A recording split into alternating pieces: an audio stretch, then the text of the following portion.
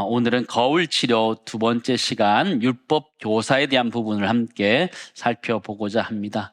여러분, 거울 치료가 무엇인지 혹시 아십니까? 거울을 활용해 가지고 몸의 움직임을 인식하고 회복을 돕는 재활 치료 방법인데요. 뇌졸중이나 신경 손상을 입은 사람들에게 제법 효과 있는 것이다라고 알려져 있습니다. 치료 방법은 생각보다 간단합니다. 건강한 쪽 팔, 다리를 거울에 비춰서 마치 아픈 쪽이 정상처럼 움직이는 모습을 보여주는 것입니다. 그렇게 하면 뇌가 점점점 좋아지고 신경이 회복되어져 가면서 전체 몸이 회복되어져 간다, 이렇게 알려져 있는 치료 방법인데요. 우리의 모습을 좀 거울에 비춰보았으면 좋겠습니다. 지난주 바리새인이란 거울에 우리의 모습을 비춰보았던 것처럼 오늘은 율법 교사라는 모습에 우리의 모습을 좀 비춰보고 우리 자신을 돌아보았으면 좋겠습니다. 예수님께서는 바리새인에게도 화 있을진저 3번이나 말씀하셨는데, 오늘 성경에도 보니까 율법 교사들에게도 3번이나 화 있을진저 말씀하시는데, 그럼 우리는 어떻게 해야 될까요? 반대로 하면 되겠죠. 반대로 하면 복 있는 자가 될 텐데, 그 복이 무엇인지 함께 저와 살펴보기를 원합니다. 예수님께서 바리새인들에게 먼저 화 있을진저 얘기하셨는데, 그 이야기를 들었던 율법 교사들도 좀 마음이 불편했던 것 같아요. 45절 말씀 보실까요? 선생님, 이렇게 말씀하시니 우리까지 모욕하심이니다. 그죠? 바리새인만 마음이 불편했던 것이 아니라 그 말을 같이 듣고 있었던 율법 교사들도 마음이 불편했다라는 것이죠. 성경은 모욕하다 이렇게 표현하고 있는데요. 이 모욕감이란 것은 사실 견디기 어려운 거예요. 깔보고 얕보는 그런 감정이 들기 때문에 굉장히 기분이 나쁜 거죠. 율법 교사들이 예수님에 대해서 그런 마음을 갖게 됐던 것이죠. 이 바리새인들은 종파적 정체성이라면 이 율법 교사들은 직업적인 정체성이라고 말할 수 있습니다. 율법을 가르치는 자들이다, 이런 것인데요. 이 율법 교사를 다른 말로 서기관이다라고 말할 수도 있습니다. 서기관이 누구였냐면 고대 이스라엘과 유대 사회에서 율법을 필사하는 거예요. 직접 쓰는 역할을 했었고, 연구하고 또 백성들의 가르치는 역할을 맡았던 전문 학자이자 종교 지도자였습니다. 이들은 주로 왕궁의 기록관이나 행정 관료로서 국가 문서들을 잘 관리하는 사람이었는데, 바벨론 포로기 이후에 이들의 역할이 바뀌게 됩니다. 이들은 율법을 보존하고 해석하고 백성들에게 그것을 가르쳐주는 역할을 했던 사람들이 바로 이 서기관이었고 율법 교사들이었습니다. 이들의 특징이 있는데요. 이들은 먼저 해박한 지식을 가지고 있었다라고 볼 수 있습니다. 그리고 율법의 해석과 적용을 전문적으로 담당했던 사람들이었습니다. 그러기에 그들은 유대 사회에 존경도 받고 종종 바리새인들과 겹치기도 했지만 또 다른 부류의 사람들이었다는 것을 성경을 통해서 알 수 있고요. 이들은 율법을 문자적으로 해석하고 때로는 그 이외 율법에 더 다른 것들을 추가해서 만들어서 백성들의 삶을 좀 무겁게 한 사람들이었다, 이렇게 보아집니다. 예수님께서는 이 율법을 문자적으로 해석했던 이들, 그리고 전통에 지나치게 강조했던 이들을 책망하고 있었습니다. 화 있을진저 이렇게 말했죠. 백성들이 율법을 지켜가는 것, 그것도 쉽지 않은데 거기에다 더 다른 것들을 추가해 가면서 하는 것이 정말 쉽지 않았던 것입니다. 사랑하는 성도 여러분, 사랑은 글로 배울 수 있나요, 없나요? 사랑은 글로도 배울 수 있지요. 그죠? 소설책을 통해서 여러 가지 작품을 통해서 사랑을 글로도 배울 수 있어요. 그러나 진정한 사랑은 글로 배우는 것이 아니라 삶으로 배우는 것이죠. 때로는 마음 아파하면서 또 설레면서 배우는 것이 사랑이라는 것이죠. 자녀들이 아이를 낳게 되면 부모의 마음을 그때야 알게 됩니다. 부모가 된다는 것은 그저 말로 배울 수 있는 것이 아닌 것 같아요. 직접 부모가 되면, 정확하게 이야기하면 아이가 생기면 부모의 마음을 이해하게 되는 것 같아요. 아이를 밤새 먹여야 되는 것 때문에, 재워야 되는 것 때문에 밤잠 못 자는 것, 그걸 통해서 부모가 되어가는 거지요. 열이 오르는 아이를 밤새 간호하면서 그렇게 부모가 되어가는 것이죠. 사랑이란 건 그런 거 아니에요. 사랑이란 것은 글로 배울 수 있는 것이 아니라 직접 내가 설레기도 하고 때로는 아파하면서 배워가는 것이 사랑이란 것이라는 것이죠. 저는 오늘 말씀을 준비하면서 이 서기관 율법 교사에 대해서 어떻게 설명할까 고민들이 좀 많았습니다. 좀 쉽게 설명할 수 있는 방법이 없을까 고민하다가 깨닫게 된 게 하나 있습니다. 제가 좀 정리를 했었는데 서기관이 누구냐? 따라하겠습니다. 하나님을 글로 배운 사람. 글로 배운 사람. 서기관들은 하나님을 글로 배운 사람인 거예요. 하나님의 사랑, 공의는 다 잊어버리고 그 율법만 아는 그런 사람들인 거예요. 율법만 거짓대로 듣는, 그래서 실천하고자 하는 그런 사람들이었다는 것이죠. 여러분, 신앙은 글로 배우는 것일까요? 직접 체험하는 것일까요? 신앙이란 것은 직접 체험하는 것이죠.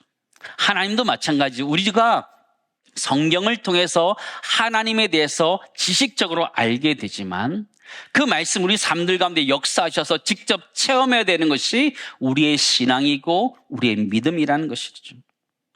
성경에 보면 자신의 신앙을, 자신의 믿음을 글로 배운 사람이 또 등장합니다. 저는 가인과 아벨을 예를 들고 싶은데요. 이 가인이라는 사람은 제사를 글로 배운 사람 같아요.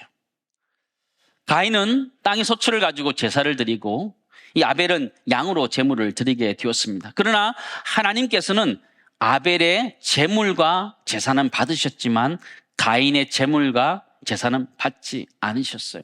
무슨 차이가 있을까요? 히브리서 11장 4절 말씀 보시기 바랍니다. 믿음으로 아벨은 가인보다 어떻게 해요? 더 나은 제사를 하나님께 드림으로 의로운 자라 하시는 증거를 얻었으니 하나님이 그 예물에 대하여 증언하심이니라. 그가 죽었으나 그 믿음으로서 지금도 말하느니라. 그죠? 가인이 아니라 아벨이 더 나은 제사를 드렸다. 똑같이 아담과 하와에게 제사를 배웠을 것입니다. 제물 드리는 것을 배웠을 것입니다. 그러나 두 사람이 달랐어요. 왜 달랐을까요? 저는 가인은 글로 배운 것 같아요. 외형적인 것만 배운 것 같아요. 그러나 아벨은 믿음으로 드리는 그것을 배우게 되었고 정성과 진심으로 의로운 삶으로 드리는 제사를 배웠다는 것을 우리는 알게 됩니다. 제물이라는 것은 우리의 마음을 다해서 최선을 다해서 하나님께 드리는 믿음으로 드리는 예물이라는 것을 아벨은 알았지만 가인은 몰랐던 것이죠. 사랑하는 성도 여러분, 우리는 율법 교사라는 거울 앞에 서보기를 원합니다. 그러면서 이들은 하나님을 글로 배웠던 사람이었고 글로 지키려고 했던 사람들이었다면 우리 모두도 우리 자신의 모습을 돌아보면서 하나님을 글로 아는 것이 아니라 직접 체험해서 알 수 있기를 간절히 소망합니다. 첫 번째 하나 이렇게 정리할 수 있을 것 같습니다. 우리가 하나님을 경험하면서 살아가야 되는데 글로 배우는 것이 아니라 삶으로 체험하며 살아갈 수 있기를 간절히 소망합니다. 때로는 우리는 어렸을 때부터 신앙생활을 해서 내가 믿는 하나님이 부모님의 하나님인 경우가 있습니다. 억지로 교회에 나와서 예배 드릴 때도 있지요. 그러나 우리가 진정으로 가져야 되는 믿음은 부모님의 믿음이 아니라 나 자신의 믿음인 줄을 믿습니다. 하나님을 글로 배우는 것이 아니라 내 삶 가운데 역사하시는 그 하나님을 체험할 수 있기를 주님을 축원합니다. 때로는 마음 아파하기도 하고 힘들어하기도 하지만 때로는 하나님께 주시는 응답 때문에 기뻐하면서 살아계신 하나님을 체험하며 살아가는 것, 그것이 진정한 믿음이라는 것이죠. 우리 모두에게 그런 믿음이 있기를 간절히 소망합니다.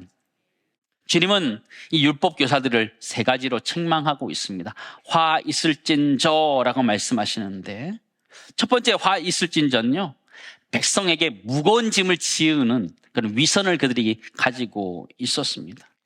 46절 말씀 보실까요? 같이 읽습니다. 이르시되 화 있을진저 또 너희 율법 교사여 지기 어려운 짐을 사람에게 지우고 너희는 한 손가락도 이 짐에 대지 않는도다. 그죠? 율법 교사들은 백성들에게 수많은 짐을 지우게 되었습니다. 당연히 지고 가야 될 짐이 있었지만 그 짐을 뛰어넘어서 율법 이외에 더 많은 규정과 규칙들을 만들면서 계속적으로 어렵게 했던 것이죠. 율법의 본질들은 다 잊어버린 채 형식만 남고 문자만 남아서 그것을 지키기로 애썼던 그들의 모습을 주님 책망하고 있었어요. 위선자다 말씀하신, 외식된 자다 이렇게 말씀하시는 것이었어요. 시시콜콜한 규정들을 다 만들어서 그들이 신앙생활하는 것이 즐거운 것이 아니라 슬프고 무겁고 어렵게 만들었다 이렇게 얘기하는 거예요. 그러면서도 자신들은 자신들이 해석하기 때문에 자기 나름대로 편하게 해석했던 그들의 위선을 책망하고 있었습니다. 마태복음 12장에 보면 안식일 논란이 일어나고 있는 것을 보게 됩니다. 10절에 12절 말씀 보실까요?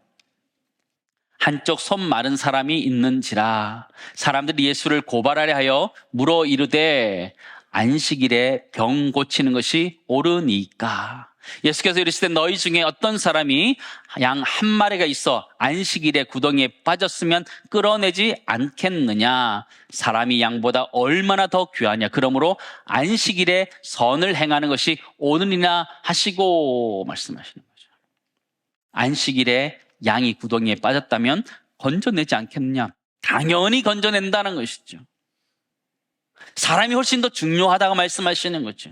안식일에 일을 하느냐라는 개념으로 보는 것이 아니라 안식일에 선을 행해야 되는 그 개념들을 보아라 주님 책망하시는 것이죠. 그러나 그들 가운데는 그런 모습이 없었다라는 것이죠. 안식일에 일하느냐 마느냐 거기만 관심이 있었지 어떤 일이냐에 관심이 없었던 그들을 책망하고 있는 예수님의 모습을 보게 되죠. 그렇다면 우리는 반대로 행하면 되겠지요. 그들을 공감하고 아픔을 공감하고 율법의 본질을 이해한다면 그들을 더욱더 사랑하게 되는 줄을 믿습니다. 두 번째 화이스진전은요, 선지자들을 죽이고 또 그들의 조상들의 행위를 이어갔던 그들의 모습을 주님께서 책망하고 있습니다. 율법 교사들은 선지자들을 박해했었습니다. 그리고 선지자들의 잘못을 지금도 반복하고 있다 주님 책망하고 있어요. 47절, 48절 보시기 바랍니다. 같이 읽습니다. 화 있을진저 너희는 조상들의 무덤을 만드는도다. 그들을 죽인 자도 너희 조상들이로다. 이와 같이 그들은 죽이고 너희는 무덤을 만드니 너희가 너희 조상의 행한 일에 증인이 되어 옳게 여기는 도다. 그렇죠? 그들의 조상들이 선지자들을 죽였고 너희는 그 무덤을 만들었다 이렇게 표현하는 거예요. 책망하는 것이죠.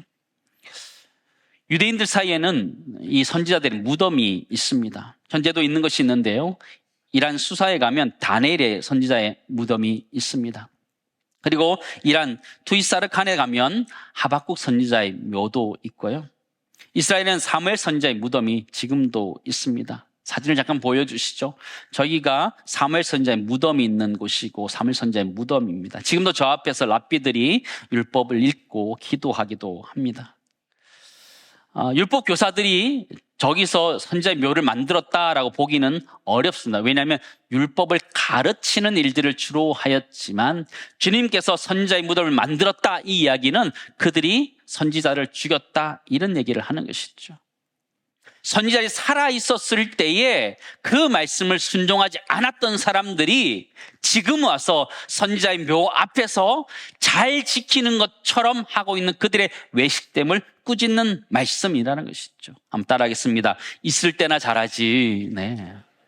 선지자들이 살아있었을 때 잘하지 못했던 사람들이라는 거예요.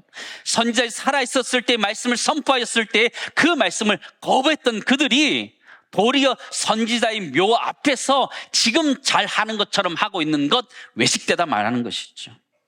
더 나아가서 세례요한을 왔는데 세례요한을 죽였지요. 그리고 예수께서 왔음에도 불구하고 그들이 예수를 거부하고 십자가에 못 박는 일들을 앞장섰던 사람들이 바로 서기관들이었다는 것을 우리는 기억한다면 그들의 외식을 볼 수 있는 것이죠. 그들은 지금도 선지자들을 죽이고 있는 것이죠. 누가복음 11장 50절에서 51절 말씀 보시기 바랍니다. 그들이 어마어마한 말을 하게 되는데요, 창세 이후로 흘린 모든 선지자의 피를 이 세대가 담당하되, 같이 씁니다. 곧 아벨의 피로부터 성전 사이에 죽임을 당한 사갈의 피까지라 하리라. 내가 너에게 이르니 과연 이 세대가 담당하리라. 이 세대 사람들이 우리가 감당하겠다 말하는 거예요. 선지자들을 죽였던 그 핏값 너희가 감당해야 돼, 주님 말씀하시는 거예요. 그들이 감당하겠다 말했기 때문에. 오늘 성경은 아벨의 피로부터 사갈의 피까지 이렇게 표현합니다. 도대체 이 율법 교사는 무슨 자신감을 가지고 이렇게 담대하게 이야기했을까 생각이 들게 됩니다. 성경 왜 아벨의 피로부터 사갈의 피까지라고 이야기했을까요? 이 아벨은 창세기의 첫 번째 죽임당한 사람인 거죠. 그죠? 첫 번째 피 흘림의 사람이겠죠. 사가랴는 구약 역사서의 마지막 부분인 역대하에서 하나님의 말씀을 전하다가 성전과 제단 사이에 살해당한 사람이었던 것이죠. 그러므로 이 아벨의 피로부터 사가랴의 피까지라는 이야기는 성경의 처음부터 끝까지라는 이야기를 담고 있는 것입니다. 유대인들이 사용하는 히브리 성경인 타나크를 보면 이 역대기가 마지막 성경인 거예요. 그래서 사가랴의 피라고 이야기하는 거거든요. 그러나 아벨의 피로부터 사갈의 피까지라는 성경이 나는 모든 선자의 피값을 너희가 담당해야 된다 이렇게 말하는 것이죠. 감당할 수 있어요? 담당할 수 없어요. 그럼에도 불구하고 그들은 무슨 자신감인지 그걸 감당하겠다 이야기하는 것이죠. 세 번째 화 있을진저를 살펴보면요, 지식의 열쇠를 가지고도 하나님의 나라를 막았던 사람들의 모습으로 그려져 있습니다.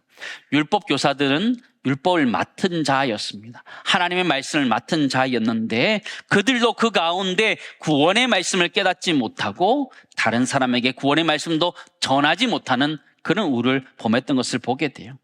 52절 말씀 보실까요? 같이 읽습니다.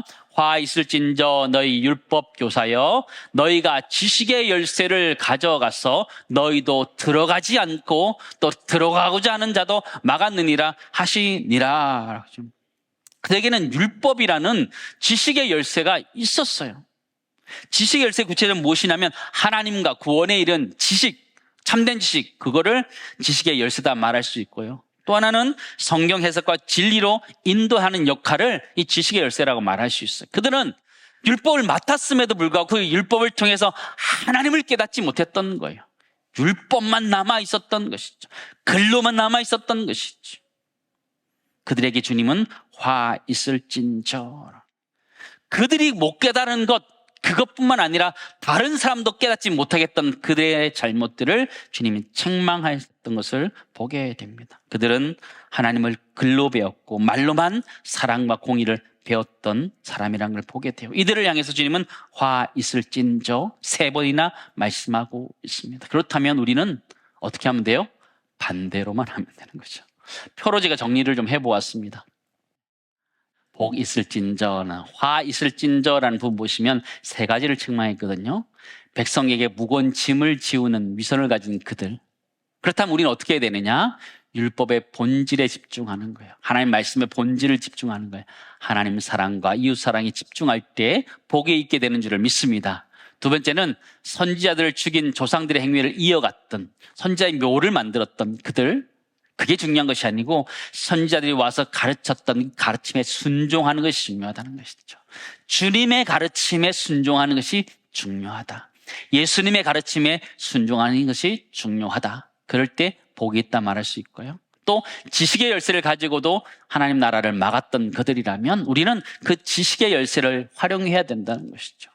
하나님의 말씀을 우리가 읽고 묵상함으로 그 가운데 구원의 은혜, 세상을 살아가는 큰 하나님의 은혜를 깨닫고 나만 아는 것이 아니라 우리 이웃들에게 전파해야 될 사명이 있고 그것이 진정한 복된 것이다 말씀하고 있는데 그 복을 우리 모두가 받아 누릴 수 있기를 간절히 소망합니다. 이 복된 사람의 모습을 좀 더 쉽게 설명할 수 없을까 고민하면서 기도하다 깨닫게 된 것이 있었습니다. 그것은 바로 아버지의 모습이 아닐까 생각되어집니다. 고린도전서 4장 15절 말씀 보실까요? 같이 읽습니다. 그리스도 안에서 1만 스승이 있을 때 아버지는 많지 아니하니 그리스도 예수 안에서 내가 복음으로써 너희를 낳았음이니라. 그렇죠? 우리가 아버지라면, 어머니라면 이스라엘 백성들이 어려움 가운데 있을 때 돌아봤지 않을까요? 주보 이미지를 한번 여러분 보시지요. 여러분 어떤 느낌이 좀 드세요? 왼쪽에 있는 사람 너무너무 힘들어 보이지요. 오른쪽에 있는 사람 어때요? 참 편하게 뒷짐지고 가지요. 여러분, 스승이면 저럴 수 있습니다. 그러나 여러분, 아버지라면, 어머니라면 어떨 것 같아요? 뒤에 그죠? 받쳐라도 주지 않을까요? 그게 진정한 성숙한 신앙인의 모습, 그 모습이지 않을까라는 생각을 해보게 됩니다. 어떻게 우리가 이 땅의 삶들을 살아가야 되느냐라고 했을 때 우리 모두는 아버지의 마음으로, 어머니의 마음으로, 스승의 마음이 아니라, 다른 사람을 가르쳐야 된다는 스승의 마음이 아니라 아버지, 어머니의 마음을 가지고 우리 이웃들을 섬기는 은혜가 있기를 간절히 소망합니다. 두 번째, 우리 정리하면 이렇게 정리할 수 있을 것 같습니다. 스승이 아닌 아버지의 마음으로 우리 자신이 먼저 복음을 실천하며 가르쳐야 하는 것, 그것이 바로 진정한 율법을 아는 사람, 성경을 아는 사람, 복음을 아는 사람이라는 걸 기억하면서 우리 모두가 그렇게 살아갈 수 있기를 간절히 소망합니다. 이제 말씀을 정리하도록 하겠습니다. 율법 교사들은 하나님을 뭘로 알았다고요? 글로 아는 사람들이에요. 우리 모두가 하나님을 글로 아는 것이 아니라 우리의 신앙으로, 우리의 삶으로 우리 하나님을 알고 신앙을 체험하며 살아가는 은혜가 있었으면 좋겠고, 우리가 먼저 된 자로서 우리 이웃들을 섬기고 우리 다음 세를 섬길 때 스승으로서 섬기는 것이 아니라 진정으로 아비의 마음으로, 어미의 마음을 가지고 그들과 함께 섬기며 먼저 본을 보며 살아가는 은혜가 우리 모두 있기를 간절히 소망합니다.